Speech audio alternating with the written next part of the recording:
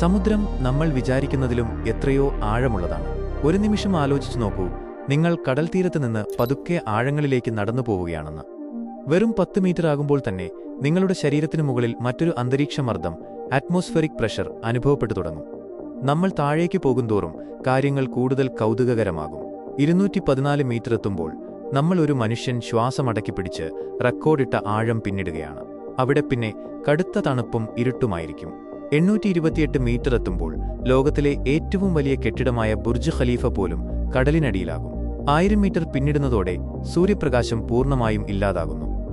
ഇനിയും താഴേക്ക് പോയാൽ, അതായത് 3800 മീറ്റർ ആഴത്തിലാണ് വിഖ്യാതമായ ടൈറ്റാനിക് കപ്പൽ ഇന്നും വിശ്രമിക്കുന്നത്. അവിടുത്തെ മർദ്ദം ഭീകരമാണ്.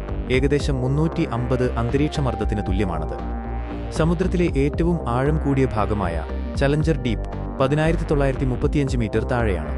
ഇതിന്റെ ആഴം മനസ്സിലാക്കാൻ ഒരു ഉദാഹരണം പറയാം. എവറസ്റ്റ് കൊടുമുടിയെടുത്ത് കടലിലേക്ക് തിരിച്ചിട്ടാൽ പോലും അതിന്റെ മുകൾ ഭാഗം സമുദ്രനിരപ്പിൽ നിന്ന് ഏകദേശം 1 മൈലോളം താഴെയായിരിക്കും. ഒരു വിമാനം പറക്കുന്ന അത്രയും ദൂരം താഴേക്കാണ് ഈ ആഴക്കടൽ ലോകം വ്യാപിച്ചു കിടക്കുന്നത്. സത്യത്തിൽ സമുദ്രം നമ്മൾ വിചാരിക്കുന്നതിലും എത്രയോ വലുതും രഹസ്യങ്ങൾ നിറഞ്ഞതുമാണ്.